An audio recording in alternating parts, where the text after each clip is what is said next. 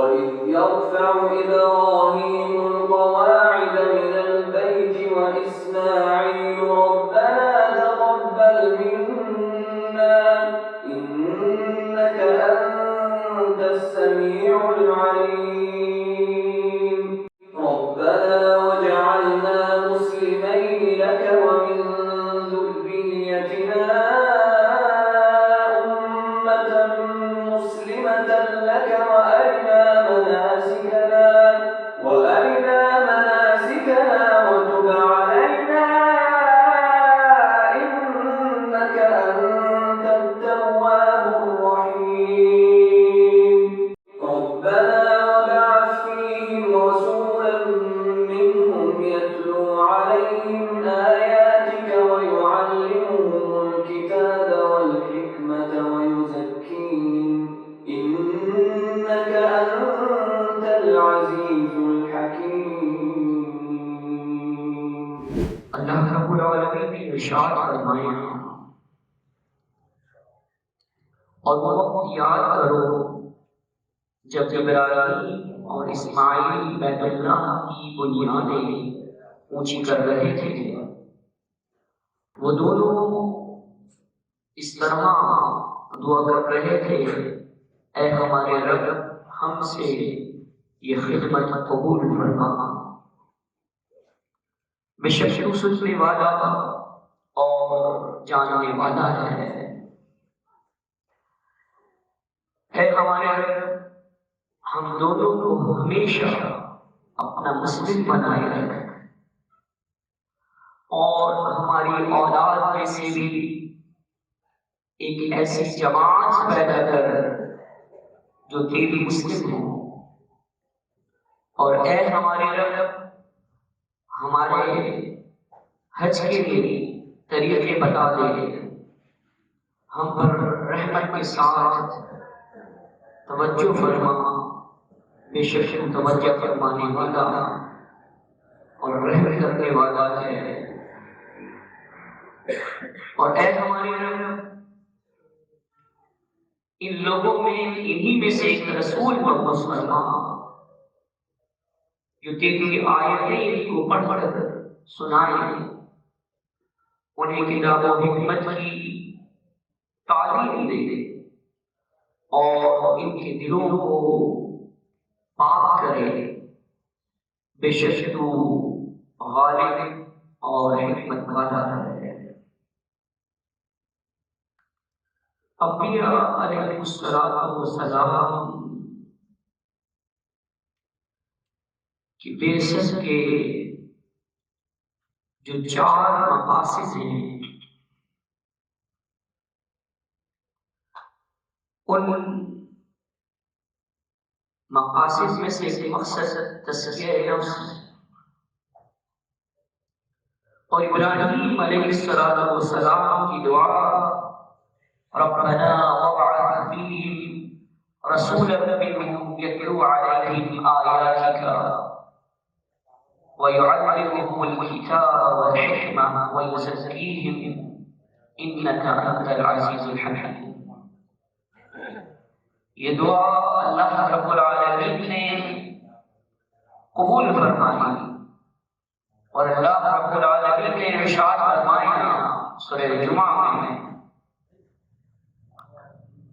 هُوَ الَّذِي بَعَثَ فِي الْأُمِّيِّينَ رَسُولًا مِّنْهُمْ يتلو عليهم آياته ويزكيهم ويعلمهم الكتاب والحكمة وإن كانوا من قبل لفي ضلال مبين۔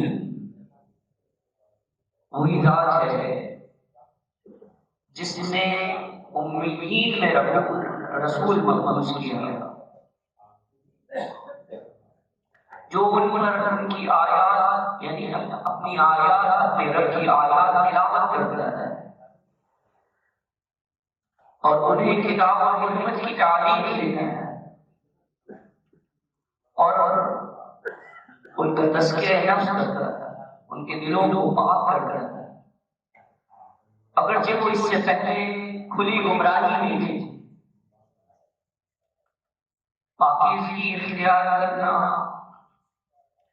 تزکیہ تطہیر در حقیقت نہایت ضروری ہے، اور یہ کوئی مجہول حقیقت نہیں ہے، بلکہ میری اور آپ کی ہر ایک کی ضرورت ہے جو اسلام قبول کرتا ہے۔ اور ایسا بھی نہیں ہے کہ تزکیہ نفس کے لیے کوئی ایسی چیز کی ضرورت ہو جس کو مراقبہ کہتے ہیں، چنتا کشی کہتے ہیں، بلکہ اس کے لیے جس چیز کی ضرورت ہے وہ در حقیقت آیات ربانی میں غور و فکر ہے،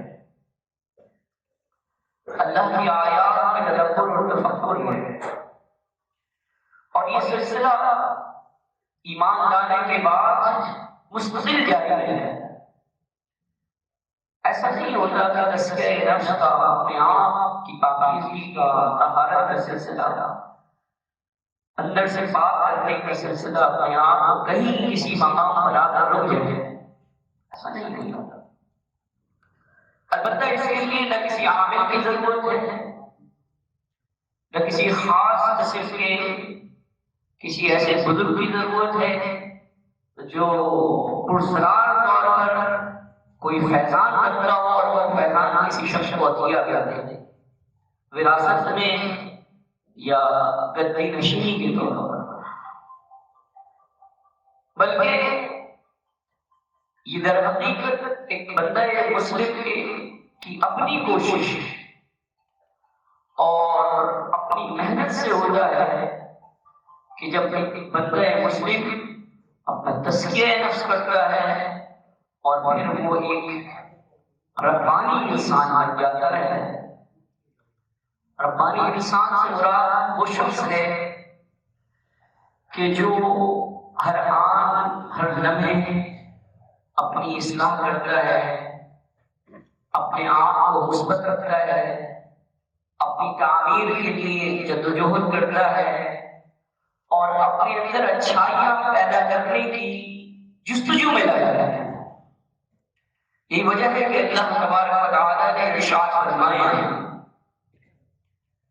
ما كان لبشر أن يؤتيه الله الكتاب والحكم والنبوة ثم يقول للناس كونوا عبادا لي من دون الله ولكن كونوا ربانيين بما كنتم تعلمون الكتاب وما كنتم تدرسون۔ کسی بشر کو یہ زیبا نہیں ہے کہ جب اللہ اس کو کتاب، حکم اور نبوت عطا فرمائے تو پھر وہ لوگوں سے یہ کہے کہ اللہ کے علاوہ میرے بندے بن جاؤ، بلکہ وہ تو یہی کہے گا کہ تم خالص اللہ کے بندے بنو، اس وجہ سے کہ تم اللہ کی کتاب کو پڑھتے ہو، اسے پڑھاتے رہتے ہو، تو وہ اللہ کی کتاب کے خلاف تم کو اپنا بندہ بننے کے لیے کیسے کہتا ہے؟ اللہ کا بندہ بن جانا، ایک اللہ کا مسلم کون ہوتا ہے؟ وہ در حقیقت اللہ رب العالمین کی فرما برداری سے سرشار ہوتا ہے۔ وہ شخص ہے کہ ایمان لانے کے بعد اس کی زبان پر یہ دعا ہوتی ہے ربنا لا تزغ قلوبنا بعد إذ هديتنا وهب لنا من لدنك رحمة إنك أنت الوهاب۔ اے ہمارے رب، تو ہمارے دلوں میں کیڑ پیدا نہ کرنا، اس کے بعد کہ تو نے ہمیں ہدایت دی ہے اور اپنی طرف سے ہمیں رحمتوں سے نوازنا۔ بے شک تو بہت عطا کرنے والا ہے، بے شک تو بہت دینے والا ہے۔ وہ یہ دعا کرتا رہتا ہے اللہم مصرف القلوب صرف قلوبنا علی طاعتک۔ اے اللہ، اے دلوں کے پھیرنے والے، تو ہمارے دل کو اپنی اطاعت میں پھیر دے۔ اللہ رب العالمین سے وہ دعا کرتا رہتا ہے یا مقلب القلوب ثبت قلبی علی دینک۔ اے دلوں کے پھیرنے والے، تو میرے دل کو اسلام پر، دین پر ثابت رکھ۔ یہی وجہ ہے کہ جب عبداللہ بن سفیان الثقفی رضی اللہ تعالیٰ عنہ اللہ کے نبی صلی اللہ علیہ وسلم سے پوچھا کہ اللہ کے نبی صلی اللہ علیہ وسلم قل لی فی الاسلام قولا لا اسأل عن احد بعدک، مجھے کوئی ایسی بات بتا دیجیے کہ آپ کے بعد پھر میں کسی سے کچھ پوچھنے کی ضرورت باقی نہ رہے۔ آپ نے فرمایا قل آمنت باللہ ثم استقم، یہ کہو کہ میں اللہ پر ایمان لے کر آیا اور پھر اس کے بعد اس پر جم جاؤ۔ دیکھیے دین اسلام کے اندر تمام چیزوں کا محور عبادت ہے۔ عبادت کیا ہے؟ ہر نیک عمل۔ اللہ رب العالمین نے ارشاد فرمایا وما خلقت الجن والانس الا لیعبدون، میں نے جن اور انس کو اپنی عبادت کے لیے پیدا کیا۔ جتنے بھی انبیاء علیہ السلام بھیجے گئے ان کا وَلَقَدْ بَعَثْنَا فِي كُلِّ أُمَّةٍ رَسُولًا أَنِ اعْبُدُوا اللَّهَ وَاجْتَنِبُوا الطَّاغُوتَ، جو بھی رسول ہم نے بھیجا اس کا پیغام یہی تھا کہ دیکھو لوگوں، اللہ کی عبادت کرو اور طواغیت سے بچو۔ تو جو بھی شخص اپنے آپ کو پاکیزہ بناتا ہے وہ سب سے پہلا کام یہ کرتا ہے کہ وہ یہ دیکھتا ہے کہ میرے نفس کی ترغیبات کیا ہیں، وہ ترغیبات کہ جو مجھے اللہ تعالی کی نافرمانی کی طرف لے کے جاتی ہیں، وہ ان سے بچتا ہے۔ اس کے بعد وہ خارج میں یہ دیکھتا ہے کہ وہ کون سی شیاطین، طاقتیں ہیں، طواغیت ہیں کہ جن سے بچنا میرے اوپر لازم ہے تاکہ میں اللہ کے فرما بردار بندوں میں شامل ہوں۔ وہ حد المقدور کوشش کرتے ہوئے ایسی تمام فتنوں سے، ایسی تمام در اندازیوں سے اپنے آپ کو محفوظ و معمول کرنے کے لیے لگا رہتا ہے۔ اس کے بعد پھر وہ اپنے قبیل میں سے ایسے لوگوں کو دیکھتا ہے جو انسانوں میں سے ایسے لوگ ہیں جو وسوسے پیدا کرتے ہیں، جو اسے اللہ کی نافرمانیوں کی طرف ابھارتے ہیں، جن کے ساتھ بیٹھنا اور ان کی صحبت اختیار کرنا اسے گمراہی اور نافرمانی کی طرف لے جاتا ہے۔ تو پھر وہ ایسے لوگوں سے بچتا ہے اور اعتراض کرتا ہے۔ در حقیقت وہ ہر آن اپنی اصلاح کے اندر لگا رہتا ہے۔ عمومی طور پر ادھر اندازیاں زیادہ تر ان لوگوں کے لیے ہوتی ہیں کہ جو داعی ہوتے ہیں، اللہ کے دین کے نام، جو مصلح ہوتے ہیں، لوگوں کی اصلاح کرنے والے ہوتے ہیں۔ عموماً ایسا حال ہوتا ہے کہ وہ لوگوں کی اصلاح کرتے کرتے اپنی اصلاح بھول جاتے ہیں، ان میں نخوت پیدا ہو جاتی ہے، ان میں گھمنڈ پیدا ہو جاتا ہے۔ اگر یہ کہ ان کا طریقہ یہ ہوتا ہے پھر کہ قرآن مجید نے اس کو بیان کیا تَأْمُرُونَ النَّاسَ بِالْبِرِّ وَتَنْسَوْنَ أَنفُسَكُمْ وَأَنْتُمْ تَتْلُونَ الْكِتَابَ أَفَلَا تَعْقِلُونَ، تم لوگوں کو تو نصیحت کرتے ہو نیکی کی اور تم اپنے آپ کو بھول جاتے ہیں، حالانکہ تم کتاب کی تلاوت بھی کرتے ہو کہ تمہیں اتنا بھی شعور نہیں ہے۔ ایک شخص کتاب اللہ کی تلاوت کر رہا ہو لیکن اس کی تلاوت تو ہو لیکن اس پر اس کا عمل نہ ہو اور اس کے مطابق محمد رسول اللہ صلی اللہ علیہ وسلم کی سیرت کے مطابق اس کا عمل نہ ہو۔ انتظام اور انسلام کے اندر شاید اس نے بہت سے لوگوں کو پیچھے چھوڑ دیا ہو، ڈیکوریشن اور زیبائش و آرائش کے اندر شاید ان کا مقابلہ کرنے والا کوئی نہ ہو، لیکن اس کے باوجود ہمیں جو چیز سب سے زیادہ اہم ہمارے لیے ہے وہ رسول اللہ صلی اللہ علیہ وسلم کی اتباع ہے، اور رسول اللہ صلی اللہ علیہ وسلم کے طریقے کو چھوڑ کر کوئی اور طریقہ اختیار کرنا کبھی بھی اس سے تزکیہ نفس کوئی شخص نہیں کر سکتا، اس لیے کہ رسول کی بعثت کا مقصد تزکیہ ہوتا ہے۔ اگر کوئی شخص یہ سمجھے کہ کوئی راہب، کوئی صوفی، کوئی ایسا شخص کہ جو ترک دنیا کر کوئی اور ایسا طریقہ اختیار کر دے کہ جس سے میں اپنے آپ کو پاکیزہ کر لوں، وہ پاکیزگی حاصل نہیں کر سکتا۔ اس لیے کہ پاکیزگی تو رسول اللہ صلی اللہ علیہ وسلم کے طریقے میں ہے۔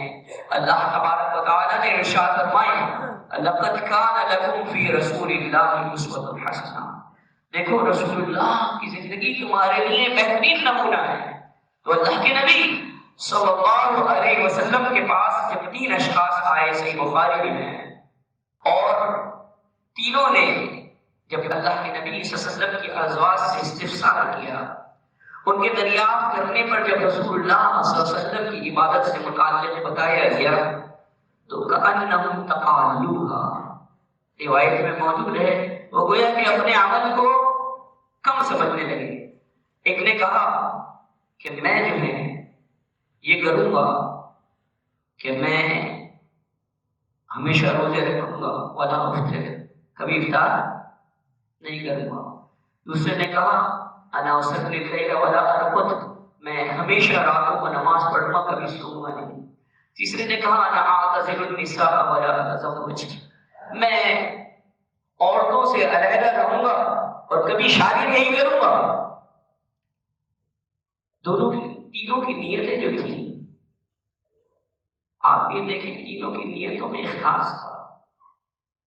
ایسا نہیں تھا کہ وہ نافرمانی کرنا چاہ رہے ہوں، لیکن اللہ کے نبی صلی اللہ علیہ وسلم نے ارشاد فرمایا، آپ نے فرمایا انتم الذین قلتم کذا وکذا، کہ تم ہی لوگ ہو جنہوں نے یہ باتیں کہی ہیں۔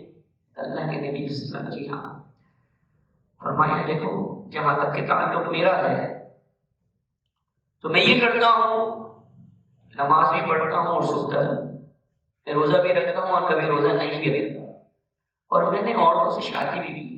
ومن رغب عن سنتی فلیس منی، جو شخص میری سنت سے بے رغبتی اختیار کرے وہ مجھ میں سے نہیں گئے۔ یعنی انی اخشاکم للہ واتقاکم اللہ، میں تم میں سب سے زیادہ اللہ تعالیٰ کی خشیت اختیار کرنے والا اور اللہ تعالیٰ سے ڈرنے والا ہوں۔ یہ بات یاد رکھیے کہ رسول اللہ صلی اللہ علیہ وسلم کے طریقے کو چھوڑ دینا کسی بھی صورت میں قابل قبول نہیں۔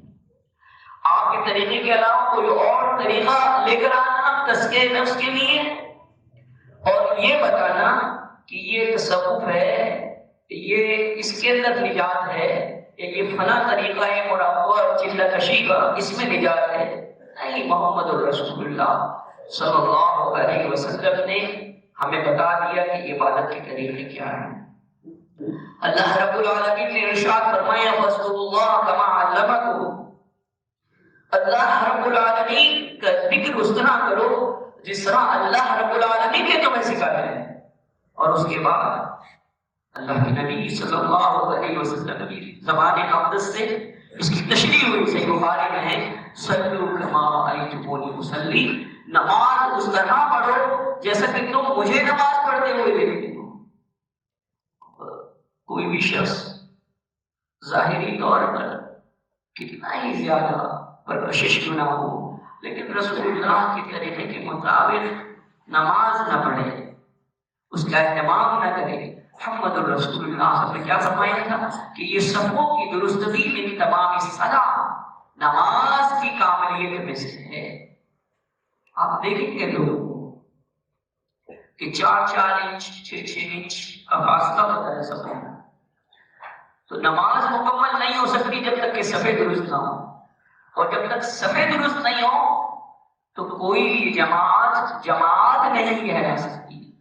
اس لیے کہ اللہ کے نبی صلی اللہ علیہ وسلم نے ارشاد فرمایا ابن ماجہ میں صحیح سند سے، الا تصفون کما یصف الملائکۃ عند ربها، کہ تم اس طرح صف نہیں بناتے جس طرح سے فرشتے اپنے رب کے سامنے صف بستہ ہوتے ہیں۔ اور پھر اللہ کے نبی صلی اللہ علیہ وسلم نے دعا دی کہ من سد فرجۃ رفع اللہ بها درجہ، کہ جو شخص صف کی شگاف کو پر کرے گا اللہ رب العالمین اس کے درجات بلند کرے گا۔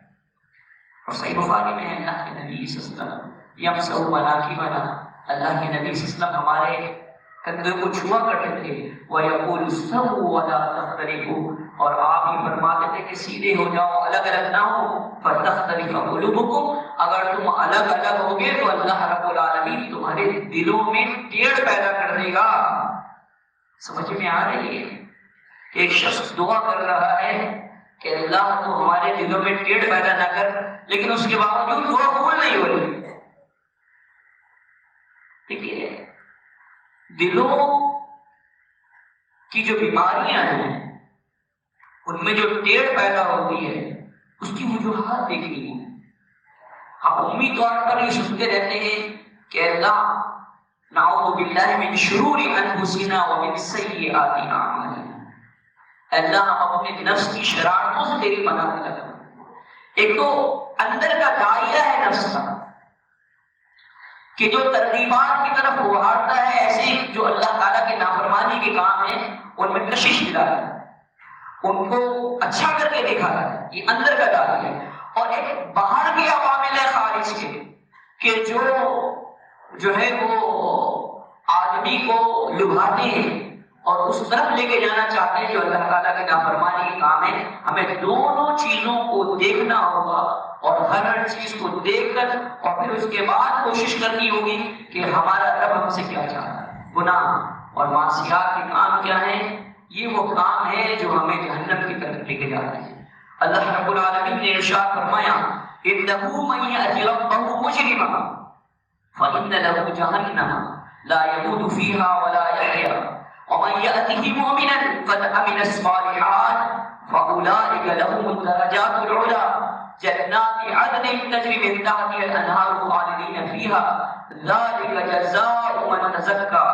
اللہ رب العالمین نے سورہ طہ میں ارشاد فرمایا، نشان سورہ 20 اور نشان آیت 76 اور 75 اور 76 کہ دیکھو جو شخص اپنے رب کے پاس اس حالت میں پہنچے کہ وہ گناہگار ہو تو اس کے لیے جہنم ہے، اس میں وہ نہ مرے گا اور نہ زندہ رہے گا۔ اور جو شخص اس کے پاس اس حالت میں آئے، اس حالت میں پہنچے کہ وہ مومن ہو اور اس نے دنیا میں نیک عمل کیے ہوں تو ایسے لوگوں کے بڑے بلند درجات ہوں گے، یعنی دائری باغات جن کے نیچے نہریں بہ رہی ہیں اور ان میں وہ ہمیشہ رہیں گے۔ یہ بدلہ ہے اس شخص کا جو گناہوں سے پاک رہا، یعنی اپنے نفس کو اس نے گناہوں سے پاک رکھا۔ اور مجرمین جو ہیں، جو لوگ گناہگار ہیں، وہ تو نہ تو زندہ ہوں گے اور نہ ہی مریں گے۔ دیکھیے میت مردہ ہونا اور زندہ ہونا، زندگی اپنے آپ میں ایک دلیل رکھتی ہے، اور جو مردہ ہوتا ہے وہ بھی اس کو بتانے کے لیے ضرورت نہیں ہے کہ وہ مردہ ہے۔ اور محمد الرسول اللہ صلی اللہ علیہ وسلم نے اپنے بہترین الفاظ میں ارشاد فرمایا، صحیح بخاری میں ہے کہ دیکھو مثل الذی یذکر ربہ والذی لا یذکر مثل الحی والمیت، کہ جو شخص اپنے رب کو یاد کرتا رہتا ہے اور جو شخص اپنے رب کو یاد نہیں کرتا، اس کا ذکر نہیں کرتا، اس کی مثال ایسی ہے جیسے زندہ اور مردہ۔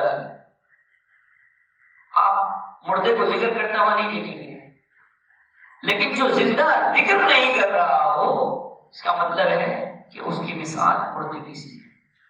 یہی وجہ ہے کہ حضرت عائشہ صدیقہ طیبہ طاہرہ مطہرہ عفیفہ رضی اللہ تعالیٰ عنہ کیا کہتی ہیں، کان رسول اللہ صلی اللہ علیہ وسلم یذکر ربہ کل احیانہ، کہ اللہ کے نبی صلی اللہ علیہ وسلم ہر وقت ہر آن اپنے رب کو یاد کرتے رہا کرتے تھے۔ اور آپ دیکھیں کہ قد افلح من زکاہا وقد خاب من دساها، یقیناً وہ شخص کامیاب ہو گیا جس نے اپنے نفس کو پاکیزہ کیا، اور وہ شخص نامراد ہو گیا کہ جس نے اس کو برباد کر دیا۔ کیسے ہوتا ہے؟ وہ ایسے ہوتا ہے کہ جو شخص اپنے رب کا ذکر کرتا ہے، وَذَكَرَ رَبِّهِ فَصَلَّى، وہ اپنے رب کا ذکر کرتا ہے اور نماز پڑھتا ہے، تو اللہ رب العالمین اس کو توفیق دیتا ہے کہ وہ اپنے نفس کو پاکیزہ بنائے، وہ اس کے اندر غور و فکر کرتا ہے، وہ اس میں تدبر و تفکر کرتا ہے آیات ربانی میں۔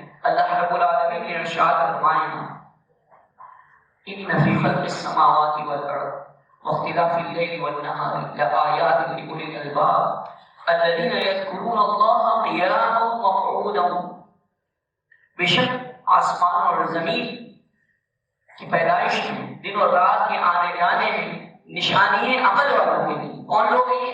الذین یذکرون اللہ قیاما وقعودا وعلی جنوبهم ويتفکرون فی خلق السماوات والارض ربنا ما خلقت هذا باطلا سبحانك فقنا عذاب النار۔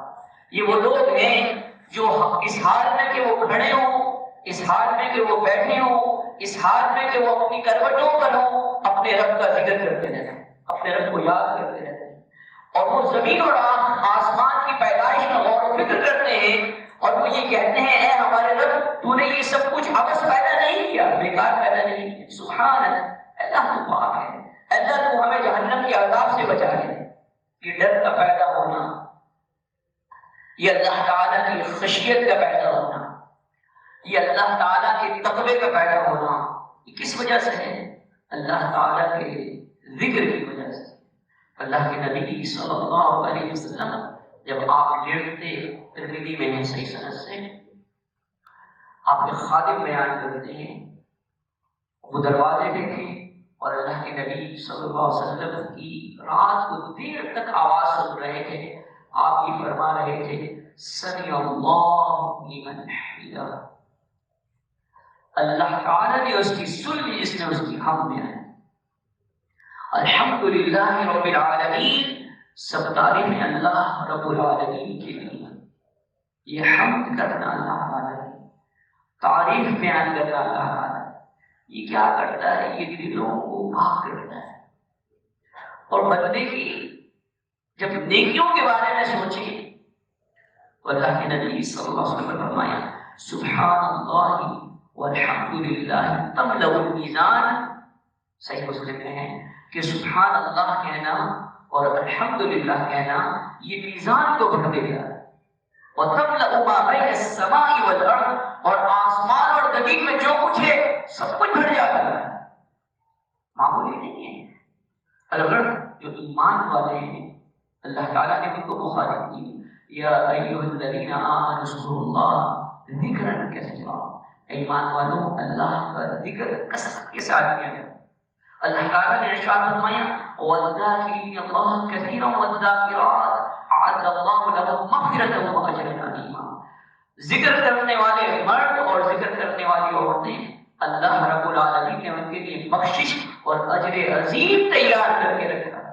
تو اللہ کی بندوں اللہ کو یاد کرتے رہے، اس کی تسبیح پڑھتے رہے۔ تسبیح پڑھنا کیسے کہتے ہیں؟ تسبیح کیسے کہتے ہیں؟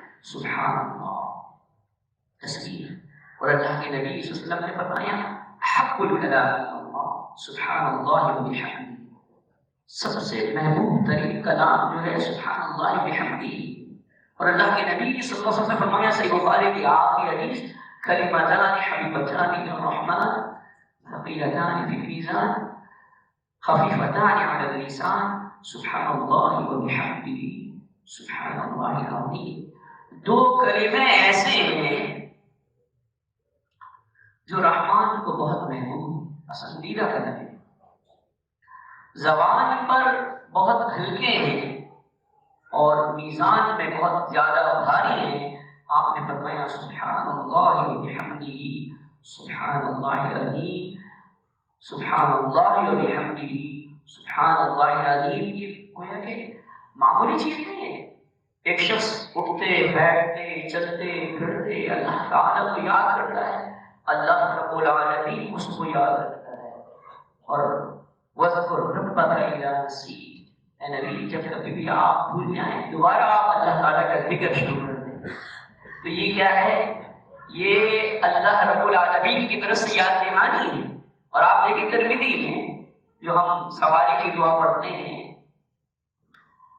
اور اس میں اللہ رب العالمین کا ذکر کرتے ہیں، اس سے بخشش طلب کرتے ہیں، تو وہاں پر الفاظ موجود ہیں. علی بن ابی طالب رضی اللہ تعالیٰ عنہ کہتے ہیں کہ جب کوئی بندہ یہ کہتا ہے سبحان الذی سخر لنا هذا وما كنا له مقرنین وإنا إلى ربنا لمنقلبون، الحمد للہ الحمد للہ الحمد للہ، اللہ اکبر اللہ اکبر اللہ اکبر، سبحانک انی قد ظلمت نفسی فاغفر لی فإنه لا يغفر الذنوب إلا أنت.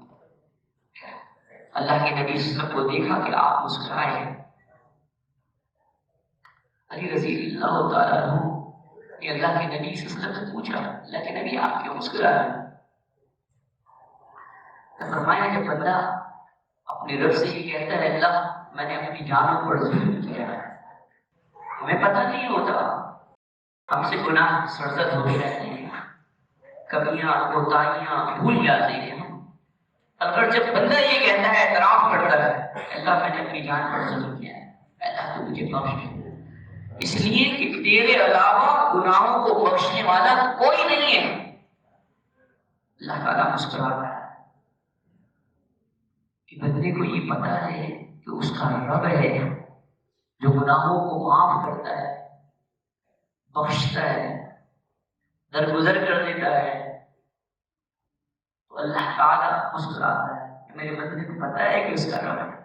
اللہ تعالیٰ کو استغفار بہت زیادہ پسند ہے. کثرت سے اللہ تعالیٰ سے توبہ کیا کریں اور استغفار کیا کریں. اللہ کے نبی صلی اللہ علیہ وسلم میں استغفر اللہ و اتوب الیہ، اے لوگو یا ایھا الناس توبوا الی اللہ، اے لوگو اللہ سے توبہ کیا کرو، واستغفروا اور اس سے بخشش طلب کیا کرو. اور دیکھو میں دن میں 100 مرتبہ سے زیادہ اللہ سے بخشش طلب. یہ بخشش طلب کرنا کیا ہے؟ درجات بلند کرنے کے لیے، رزق کی فراوانی کے لیے، معصیات اور برائیوں کو مٹا دینے کے لیے اور اللہ کی قربت حاصل کرنے کے لیے استغفار بہت زیادہ ضروری ہے. ہم چاہتے ہیں کہ ہم تزکیہ نفس کریں، اپنے آپ کو دیکھیں، اپنے معاملات کو دیکھیں، اپنے شب و روز کو دیکھیں اور پھر یہ دیکھیں کہ ہمارے دل کی کیا کیفیت ہے. دل میں اگر نرمی ہے تو یہ سمجھ لیجئے کہ ایک عنصر موجود ہے کہ اللہ رب العالمین کی طرف بڑھنے کے لیے، اس کے تقرب کے لیے ہمارے پاس ایک چیز موجود ہے، نرمی. اور اس نرمی کو ہم استعمال کر سکتے ہیں اللہ تعالیٰ کی محبت کو پانے کے لیے. اس لیے کہ اللہ کے نبی صلی اللہ علیہ وسلم نے ارشاد فرمایا ان اللہ رفیق یحب الرفق، اللہ نرمی کو پسند کرتا ہے. نرمی کو اللہ پسند کرتا ہے. انہ هو الغفور الودود، وہ بخشش کرنے والا اور بہت محبت کرنے والا ہے. وہ بندے سے بخشش کرنے والا اور بندے سے بہت محبت کرنے والا ہے. ہم چاہتے ہیں کہ اس کی محبت حاصل کریں، اس کی پسندیدہ لوگوں میں شامل ہو جائیں. تو ہمیں چاہیے کہ ہم اپنے آپ کو دیکھنا ہوگا کہ آیا کہ وہ نرمی ہم میں موجود ہے یا نہیں. اللہ کے نبی صلی اللہ علیہ وسلم فرمایا کہ من یحرم الرفق، صحیح مسلم میں ہے کہ جو شخص نرمی سے محروم ہو گیا تو گویا کہ وہ تمام خیر سے محروم ہو گیا، ہر قسم کی بھلائی سے محروم ہو گیا. تو اگر ہم یہ چاہتے ہیں کہ ہمارا نفس پاکیزہ ہو، اس میں اللہ تعالیٰ کی محبت پیدا ہو، تو یہ سب کچھ کرنے کے لیے جو اللہ کے شعائر میں سے بہترین نشانی، جلی نشانی ہمارے درمیان موجود ہے وہ اللہ کی کتاب ہے. اور سب سے پہلے فرمایا یہ والذی بعث فی الامیین رسولا منہم یتلو علیہم آیات، وہ ان پر تلاوت کرتا ہے قرآن مجید فرمانے حمید رب کی آیات کی تلاوت کرتا ہے. اب سوال یہ ہے کہ رسول اللہ صلی اللہ علیہ وسلم کے اصحاب کو جب ہم دیکھتے ہیں تو وہ پاکیزگی حاصل کرنے کے لیے اللہ کے کلام کی تلاوت کیا کرتے ہیں، اور اس کے بعد وہ تلاوت کو سمجھتے ہوئے اور جب جگر گدازی کے ساتھ پڑھتے تھے تو روتے تھے۔ اور آپ کو یاد ہوگا ابوبکر صدیق رضی اللہ تعالیٰ عنہ، صحیح بخاری میں ہے، انہوں نے اپنے گھر کے باہر صحن میں نماز پڑھنی شروع کر، اور جب وہ نماز پڑھتے تھے اور قرآن مجید کی تلاوت کیا کرتے تھے تو رویا کرتے تھے۔ تو مشرکین پر یہ بات بڑی گراں گزری کہ ان کے بچے اور ان کی عورتیں ان کے ارد گرد جمع ہو جاتے تھے اور قرآن مجید سنتے تھے، اور یہ دیکھتے تھے کہ ابو بکر قرآن مجید پڑھ رہے ہیں اور رخسار قطار ہو رہے ہیں۔ ان کو یہ بات گراں گزری اور کہا کہ ابو بکر آپ اپنے گھر کے اندر عبادت کیا کریں اور گھر کے باہر عبادت نہ کیا کریں۔ آپ یہ دیکھیں گے کہ ابو بکر رضی اللہ تعالیٰ عنہ نے اس چیز کو قبول نہیں کیا، اور انہوں نے کہا پھر آپ یہاں سے چھوڑیے اور نکل جائیے۔ جب وہ نکلے تو راستے میں ان کو ابن دل دغنا ملے، انہوں نے کہا کہ آپ ایک ایسے شخص ہیں جو نہ نکل سکتے ہیں اور نہ نکالے جا سکتے، اور جو الفاظ کہے وہ وہی الفاظ ہیں جو خدیجہ الکبریٰ رضی اللہ تعالیٰ عنہا نے وحی کے موقع پر جب پہلی وحی اللہ کے نبی صلی اللہ علیہ وسلم پر نازل ہوئی تھی وہ الفاظ کہے تھے، بالکل سیم الفاظ وہی انہوں نے کہے کہ آپ تو صلہ رحمی کرتے ہیں، اتنا لتصل الرحم تحمیل الکلمہ، آپ ناداروں کا بوجھ اٹھاتے، تکسب للمعدوم، آپ محتاجوں کے لیے کماتے ہیں، تقرأ الضیف، آپ مہمانوں کی مہمان نوازی کرتے ہیں، وتعین علی نوائب الحق، اور آپ حق کے تمام معاملات میں معاونت کرتے ہیں۔ آپ جیسا شخص نکالا نہیں جا سکتا۔ اور یہی الفاظ اللہ کے نبی صلی اللہ علیہ وسلم سے متعلق خدیجہ رضی اللہ تعالیٰ عنہا نے کہے تھے کہ کلا واللہ ما یخزیک اللہ ولا، اللہ آپ کو رسوا نہیں کرے گا، اس لیے کہ آپ کی یہ صفت موجود ہے۔ تو جس شخص کا دل نرم ہوتا ہے اس میں یہ صفتیں موجود ہوتی ہیں، صلہ رحمی، اس لیے کہ اللہ کے نبی صلی اللہ علیہ وسلم نے فرمایا لا يدخل الجنة قاطع رحم، جنت میں قطع رحمی کرنے والا نہیں جائے گا۔ اللہ کے نبی صلی اللہ علیہ وسلم فرمایا کہ جنت میں قطع رشتوں کو توڑنے والا نہیں جائے گا۔ کیا ہے؟ صلہ رحمی کرنا، رشتوں کو ملانا۔ جب ہرقل بادشاہ نے ابو سفیان سے سوال کیا تھا کہ تمہیں کس چیز کا حکم دیتے ہیں، نے کہا ہمیں حکم دیتے ہیں نماز پڑھنے کا، صدقہ کرنے کا، صلہ رحمی کرنے کا، پاک دامنی اختیار کرنے کا۔ معلوم یہ ہوتا ہے کہ یہ چیز جو تقاضا کرتی ہے ہم سے کہ ہم آپس میں تعلقات کو جوڑنے والی بات ہے، عمومی طور پر ہوتا یہ ہے، اللہ رب العالمین کی طرف سے یہ آزمائش ہے کہ ہم میں سے جو لوگ ہیں ان کے مزاج مختلف ہیں، ان کے قواعد مختلف ہیں، ان کی زبانیں مختلف ہیں، ان کا تہذیب و تمدن مختلف ہے، بہت ساری چیزیں ہمارے مزاج پر گراں گزرتی ہیں۔ ضروری نہیں ہے کہ کسی بھی چیز کو ہم جس طرح سمجھ رہے ہیں وہ سامنے والا بھی اسی طرح سمجھے۔ کوشش کیا کریں لوگوں کو کے لیے دعا کرنے کی کہ اللہ رب العالمین ان کے دلوں کو کے اندر نرمی پیدا کر دے، اپنے لیے بھی اللہ میرے اور ان کے دلوں میں نرمی پیدا کر دے۔ اور جب آپ اپنے علاوہ بھی دوسروں کو دعا کا میں شامل کریں گے، اللہ کے نبی صلی اللہ علیہ وسلم نے فرمایا صحیح بخاری میں کہ اگر کوئی شخص اپنے بھائی کی پیٹھ کے پیچھے اس کے لیے دعا کرتا ہے، اللہ ایک فرشتے کو مقرر کر دیتا ہے اور وہ موکل فرشتہ جو اللہ کی طرف سے ڈیوٹی کے اوپر ہے وہ یہ دعا کرتا ہے وَلَكَ مِثْلَ ذَلِكَ وَلَكَ مِثْلَ ذَلِكَ، تیرے لیے بھی وہی جو تم نے اپنے بھائی کے لیے مانگا ہے، تیرے لیے بھی وہی جو تم نے اپنے بھائی کے لیے مانگا ہے۔ عمومی طور پر نرمی پیدا ہوتی ہے، یہ ایسی چیز نہیں ہے۔ من لا یرحم لا یرحم، جو رحم نہیں کرتا اس پر رحم نہیں کیا جاتا۔ اللہ کے نبی صلی اللہ علیہ وسلم نے فرمایا ارحموا من فی الارض یرحمکم من فی السماء، دیکھو تم زمین والوں پر شفقت کرو، باعث رحمت بنو ان کے لیے، آسمان والا تمہارے اوپر شفقت کرے گا۔ تو یہ رحمت اللہ تعالیٰ کی طرف سے پیدا ہوتی ہے، اور رحمت کا پیدا ہونا بہت اہم ہے۔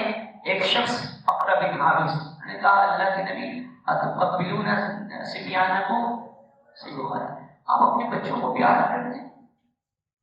میرے تو 10 بیٹے ہیں، میں نے تو کبھی کسی کو پیار نہیں کیا۔ آپ نے فرمایا کہ اللہ نے تمہارے دل سے رحمت کو نکال دیا تو میں کیا کر سکتا۔ یہ رحمت کا ہونا، محبت کا ہونا، انسیت کا ہونا، آپس میں ایک دوسرے کے لیے رواداری کا ہونا، یہ بہت زیادہ ضروری ہے۔ اور جو سخت لوگ ہوتے ہیں وہ ٹوٹ جاتے ہیں۔ آپ نے دیکھا اپنے ارد گرد کے ماحول میں ایسے لوگوں کو کہ جو بہت متشدد اور سخت قسم کے لوگ تھے وہ آج ہم میں موجود نہیں۔ وجہ کیا ہے؟ سختی۔ وجہ کیا تھی کہ عمومی طور پر لوگوں کو آگے بڑھنا تو آتا، پیچھے ہٹنا نہیں آتا، اور جس آدمی کو پیچھے ہٹنا نہیں آتا اس کو آگے بڑھنے کا بھی حق نہیں۔ اس لیے کہ اللہ کے نبی صلی اللہ علیہ وسلم نے ارشاد فرمایا وَمَا تَوَاضَعَ أَحَدٌ لِلَّهِ إِلَّا رَفَعَهُ، جو شخص عاجزی اور انکساری اختیار نہیں کرتا اللہ تعالیٰ کے لیے مگر اللہ رب العالمین اس کو بلند کر دیتا ہے۔ عجز اور انکساری کیا ہے؟ محمد رسول اللہ صلی اللہ علیہ وسلم نے سکھایا مَا كُنْتُ بِدْعًا مِنَ الرُّسُلِ، آپ کہہ دیجیے قل ما كنت بدعا من الرسل، سورہ احقاف، کہ میں کوئی نرالا رسول نہیں ہوں، ان اتبع الا ما یوحى الی، میں تو اس چیز کی پیروی کرتا ہوں جو میری طرف وحی کی جاتی ہے، اور دیکھو میں نہیں جانتا کہ میرے ساتھ کیا کیا جائے گا، اور نہ میں یہ جانتا ہوں کہ تمہارے ساتھ کیا کیا جائے گا۔ آپ اندازہ کریں اللہ کے نبی ہیں، کوئی آخرت کا اعلان نہیں کر رہے آخرت میں جو ہونے والا ہے، بلکہ وہ یہ بتا رہے ہیں اپنا عجز کے ساتھ۔ اللہ کے نبی صلی اللہ علیہ وسلم، آپ کو یاد ہے ایک موقع کے اوپر آپ یہ کہہ رہے کہ انا نبی لا کذب انا ابن عبد المطلب، میں نبی ہوں، کوئی جھوٹ نہیں ہے، میں ابن عبد المطلب ہوں، اس میں بھی کوئی جھوٹ بات نہیں ہے۔ آپ نے فرمایا انا سید بنی آدم لا فخر لا فخر، میں بنی آدم میں سب کا سردار ہوں گا، کوئی فخر نہیں ہے، کوئی فخر نہیں۔ اور سب سے پہلے جس کی قبر جو کھلی جائے گی وہ میں ہوں گا، اور میں دیکھوں گا کہ موسیٰ علیہ السلام پایا پکڑے ہوئے عرش کا اور اللہ سے گر رہا ہے، نور ہے۔ آپ نے فرمایا کیا بات ہے، صحیح بخاری میں بلال رضی اللہ عنہ، میں یہ دیکھ رہا ہوں کہ میں تمہارے قدموں کی چھاپ، جوتیوں کی چھاپ اپنے آگے آگے سنتا ہوں۔ اے بلال کون سا عمل کرتے ہو تم؟ اللہ کے نبی صلی اللہ علیہ وسلم، میں جب وضو کرتا ہوں 2 رکعت نماز پڑھ لیتا ہوں۔ یہ عمل ہے، یہ عمل ہے جس کی بنیاد کے اوپر کوئی شخص آگے پہنچتا ہے۔ اور اگر نیک عمل نہیں ہے، آپ یہ چاہیں کہ نیک عمل گفتار اور باتوں کے مترادف ہو جائے، یہ کبھی نہیں ہو سکتا۔ کہ آپ زیادہ باتیں کر کے آگے نکل جائیں، نہیں ہو سکتا۔ اپنے آپ کو زیادہ ڈیکوریٹ کر کے زیادہ آگے نکل جائیں، نہیں ہو سکتا۔ ظاہری ملمس آدمی سے کوئی فائدہ نہیں، ظاہری ملمس آدمی سے۔ تقویٰ کسے کہتے ہیں؟ اللہ کے نبی سے فرمایا تقویٰ، تقویٰ یہاں ہے۔ اور آپ نے فرمایا بحسب امرئ من الشر ان يحقر اخاه المسلم، کہ کسی شخص کو ترمذی میں ہے کسی شخص کے حقیر ہونے کے لیے، اس کے رذیل ہونے کے لیے، اس کے بک ہونے کے لیے بس یہی کافی ہے کہ وہ اپنے مسلم بھائی کو حقیر سمجھے، کم تر سمجھے۔ اللہ کے نبی صلی اللہ علیہ وسلم نے فرمایا الکبر بطر الحق وغمط الناس، الناس. تکبر کیا ہے؟ حق بات کو نہ ماننا اور لوگوں کو حقیر سمجھنا. گھمنڈ، فخر، کبر، نخوت، یہ ساری وہ چیزیں ہیں جو نرمی اور عاجزی اور انکساری کو کھا جاتی ہیں. اور جو جس شخص کے اندر یہ موجود ہو تو نہ تو اس کا دل پاک ہو سکتا ہے اور نہ وہ اپنے آپ کو بہتری کی طرف سفر کر سکتا ہے. سب سے پہلے اپنا محاسبہ بے رحمی کے ساتھ. صحابہ کرام رضوان اللہ علیہ مجمعین میں یہ چیز موجود تھی. ہمارا مسئلہ یہ ہے کہ ہم اپنے اوزار لے کے، اپنے آلے لے کے دوسرے کو ناپنا شروع ہو، دوسرے کو ناپنا شروع کر دیتے ہیں اور ساری توجہ دوسرے کے اوپر ہو جاتی ہے. تو دل کی پاکیزگی کہاں سے حاصل ہوئی؟ ایک بات یاد رکھیے گا، اس کو اصلاح کہتے ہیں. اصلاح کی جڑ سے فساد پیدا نہیں ہوتا، اصلاح کی جڑ سے خیر پیدا ہوتا، بھلائی پیدا ہوتی ہے، اچھائی پیدا ہوتی ہے، معاشرے کے اندر اچھی فضا ہموار ہوتی ہے. اللہ رب العالمین نے ارشاد فرمایا وَإِذَا قِيلَ لَهُمْ لَا تُفْسِدُوا فِي الْأَرْضِ قَالُوا إِنَّمَا نَحْنُ مُصْلِحُونَ. جب یہ منافقین کو کہا جاتا ہے کہ زمین میں فساد برپا نہ کرو، کہتے ہیں ہم تو اصلاح کرنے والے ہیں. اللہ نے فرمایا اَلَا إِنَّهُمْ هُمُ الْمُفْسِدُونَ وَلَكِنْ لَا يَشْعُرُونَ. خبردار ہو جاؤ، یہی لوگ فساد پھیلانے والے ہیں، انہیں شعور نہیں. یہ جو فساد پھیلانے والے ہوتے ہیں وہ فساد بھی اصلاح کے نام پر پھیلا رہے ہیں اور ان کو یہ شعور نہیں ہوتا کہ وہ فساد پھیلا رہے ہیں یا اصلاح کا کام کر رہے ہیں. ان کو یہ سمجھانا پڑتا ہے کہ اصلاح کی کوکھ سے خیر پیدا ہوتا ہے، فساد پیدا نہیں ہوتا. اور جب کبھی بھی آپ دیکھیں گے آج کے زمانے میں جو بھی جنگیں کی جا رہی ہیں وہ کس نام پہ کی جا رہی ہیں؟ وہ دہشت گردی کے خاتمے کے نام پہ کی جا رہی ہے. وہ ٹائٹل یہ ہے کہ ہم امن کو برپا کرنے کے لیے یہ سارے کام کریں. کوئی بھی یہ نہیں کہتا کہ میں فساد کر دوں. اس کے پاس شیطان اس کو تعویل بہت اچھی سجا دیتے ہیں. تو الغرض یہ کہ دل کے اندر پاکیزگی، دل کے اندر بہتری اور اچھائی جو پیدا ہوتی ہے وہ اللہ کی قربت سے پیدا ہوتی ہے، وہ دعاؤں اور مناجات سے پیدا ہوتی ہے. اور آپ کو میں نے ایک دعا یاد کرائی تھی، آپ کو یاد ہوگا ابو داؤد علیہ السلام کی یہ دعا ترمذی اور ابو داؤد میں اللهم إني أسألك حبك. یاد ہے نا؟ اللهم إني أسألك حبك. اللہ میں تجھ سے تیری محبت کا سوال، حب من يحبك، اور ان لوگوں کی محبت کا سوال کرتا ہوں جو تجھ سے محبت کرتے ہیں. والعمل الذي يبلغني الى حبك. اللہ میں اس عمل کا سوال کرتا ہوں يبلغني الى حبك جو تیری محبت تک مجھے پہنچا ہے. معلوم کیا ہوا کہ ایسے لوگوں کی معیت اور ساتھ اور صحبت اختیار کرنا تزکیہ نفس کے لیے بہت ضروری ہے کہ جو اللہ تعالیٰ سے محبت کرتے ہیں، اللہ تعالیٰ کی قربت اور اللہ تعالیٰ کی معیت اور اللہ تعالیٰ کی کلام نشان کی تلاوت اور اس کو سمجھنے اور سیکھنے کے لیے ہمیشہ اپنے آپ کو آمادہ رکھتے ہیں. اور جب آپ ان کی محفل میں بیٹھیں گے تو آپ کو یہ تجربہ ہوگا کہ آپ کچھ نہ کچھ سیکھ ہوتے ہیں.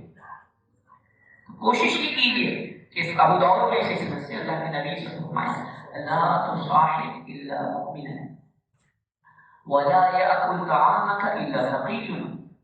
دیکھو تم صحبت اختیار نہ کرو مگر مومن کی، اور تمہارا کھانا نہ کھائے مگر متقی اور پرہیزگار لوگ. آپ دیکھیں جو لوگوں کی معیت اور ساتھ اچھے لوگوں کے ساتھ صالحین کے ساتھ وہ دعا بھی کرتے ہیں بحبل حکمت والحکم بالصالحین. اللہ مجھے حکمت عطا فرما اور مجھے زمرہ صالحین میں اللہ کر دے، کن لوگوں میں جو نیک لوگ ہیں. اور اللہ کے نبی صلی اللہ علیہ وسلم کے آخری کلمات یہی ہیں من الذين انعم الله عليهم من النبيين والصديقين والشهداء والصالحين وحسن اولئك رفيقا. اللہ جن لوگوں پر تو نے انعام کیا اللہ ان کے ساتھ مجھے کر دے. کون؟ سب سے پہلا گروہ کوئی قطب اور ابدال کا نہیں ہے. جو فہرست قرآن مجید نے 4 کیٹیگری بتائی، اس میں آپ کو نہیں ملا ہوگا کہ ملے گا کہ صوفیہ کے قائم کردہ کوئی قطب ہو، کوئی ابدال ہو، کوئی داتا ہو، کوئی دستگیر ہو، کوئی اور ہو. ایسا کوئی بھی نہیں ملے گا. اللہ ان لوگوں پر جن پر تو نے اپنا انعام کیا، نبیوں میں سے، والصدیقین، صدیقین میں سے، والشہداء، اور شہداء میں سے، والصالحین، اور نیک لوگوں میں اللہ ہمیں اٹھانا، اور حسن اولئک رفیقا، کیا بہترین رفیق لوگ ہیں. تو یہ محبت کرنے والے لوگ ہیں. سب سے پہلا قافلہ جو جنت میں جائے گا جو بہترین لوگوں کا ہے وہ انبیاء ہیں. اس کے بعد صدیقین ہیں. صدیقین کون لوگ ہیں؟ جنہوں نے اپنے قول سے، جنہوں نے اپنے عمل سے جو کچھ کہا وہ کر کے دکھایا. ان کے قول فعل میں اور جو کچھ ان کے دل میں ہے اس میں یکسانیت. صدیق کسے کہتے ہیں؟ میں نے بتایا تھا. سچا کسے کہتے ہیں؟ کہ جس کے اندر جو کچھ دل میں ہے وہی زبان پر ہو اور عمل اس کے بالکل مطابق ہو. جب یہ تینوں چیزیں یکساں ہو جائیں وہ صدیق ہے. وہ صدیق ہے. اور جب یہ تینوں چیزیں یکساں نہ ہو سمجھ لیجیے کہ نفاق، سمجھ لیجیے کہ نفاق ہے، منافقت ہے. تو یاد رکھیے کہ اللہ رب العالمین کی قربت حاصل کرنے کے لیے جو چیز سب سے زیادہ ضروری ہے وہ کیا ہے؟ کہ اللہ تعالیٰ کے کلام کی تلاوت ہے، اس میں غور و فکر، صالحین کے ساتھ رفاقت ہے، نیک لوگوں کی معیت، ان کا ساتھ ہے. پھر اس کے بعد یہ چیز کہ اپنا بے رحمی سے محاسبہ، اللہ رب العالمین کا ذکر، اٹھتے بیٹھتے چلتے پھرتے اپنی زبانوں کو اللہ کے ذکر سے تر رکھیے تاکہ اللہ تبارک و تعالیٰ کی قربت نصیب ہو. اور اس کے بعد یہ ہے کہ آپ یہ دیکھیں کہ اپنا محاسبہ کرنے میں کہ وہ نفس جو ہے اس میں پاکیزگی پیدا ہوگی. اس لیے کہ نفس کی جو پاکیزگی ہے وہ بہت زیادہ ضروری ہے. اللہ تعالیٰ نے ارشاد فرمایا وَنَفْسٍ وَمَا سَوَّاهَا، نفس کی قسم اور اس ذات کی قسم جس نے اسے ٹھیک بنایا. فَأَلْهَمَهَا فُجُورَهَا وَتَقْوَاهَا، پھر اسے بدعملی اور پرہیزگاری دونوں چیزیں سمجھا. قد افلح من زکاها، وہ شخص یقیناً کامیاب ہوگا جس نے نفس کو پاک کیا. وقد خاب من دساها، اور وہ شخص یقیناً نامراد ہوگا جس نے اسے خاک میں ملا دیا. تو اللہ رب العالمین نے جو نفس دیا ہے، ہم میں سے ہر ایک شخص کو پتا ہے کہ ہم اس کو خاک میں ملا رہے ہیں یا ہم اس کی تعبیر کر رہے ہیں، اس کو بہتری کی طرف لے کے جا رہے ہیں. آپ نے آیت بارکہ سنی، دوبارہ سنیے. اللہ تعالیٰ نے ارشاد فرمایا قد افلح من تزکا وذکر اسم ربہ فصلی، وہ شخص یقیناً فلاح پائے گا جس نے اپنے آپ کو روحانی امراض سے پاک. قد افلح من تزکا وذکر اسم ربہ فصلی، اور اپنے رب کے نام کا ذکر کرتا رہا اور پھر نماز پڑھتا رہا. بل تؤثرون الحیات الدنیا، اے لوگوں تم آخرت کی زندگی کو ترجیح نہیں دیتے بلکہ دنیا کی زندگی کو ترجیح دیتے ہو. والآخرۃ خیر وابقیٰ، حالانکہ آخرت بہتر ہے اور باقی رہے گا. دنیا کی جو ترغیبات ہیں، نفس کی جو ترغیبات ہیں، اس کی طرف نہ جائیے بلکہ اس کو پاکیزہ کرنے کے لیے وہ چیزیں دیکھیے کہ جو اللہ تعالیٰ کی معیت اور اللہ رب العالمین کی قربت ادا فرمائے. اللہ رب العالمین نے ارشاد فرمایا وَلَا تَزِرُ وَازِرَةٌ وِزْرَ أُخْرَىٰ وَإِن تَدْعُ مُثْقَلَةٌ إِلَىٰ حِمْلِهَا لَا يُحْمَلْ مِنْهُ شَيْءٌ وَلَوْ كَانَ ذَا قُرْبَىٰ إِنَّمَا تُنذِرُ الَّذِينَ يَخْشَوْنَ رَبَّهُم بِالْغَيْبِ وَأَقَامُوا الصَّلَاةَ وَمَن تَزَكَّىٰ فَإِنَّمَا يَتَزَكَّىٰ لِنَفْسِهِ وَإِلَى اللَّهِ الْمَصِيرُ.